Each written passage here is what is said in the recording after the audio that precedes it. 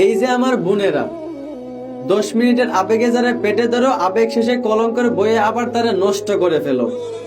যদি এই সন্তানটা কখনো লিখতে পারতো তাহলে হয়তো এইরকম ভাবে একটা চিঠি লিখতো, 10 মিনিটের আবেগ মাগো 5 মিনিটের সুখ।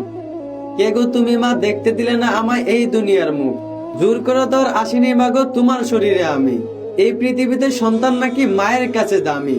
তাহলে তুমি কোন সুখের বলে আমায় পেটে নিলা, সুখের শেষে কেটে চিরে আমায় ফেলে দিলা।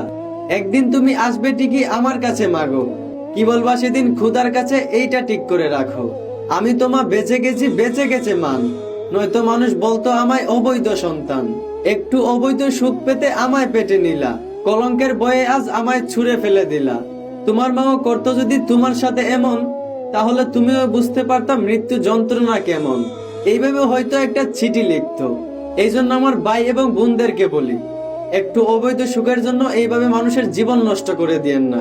আশা করি আমার কথাগুলো বুঝতে পারছেন। ধন্যবাদ।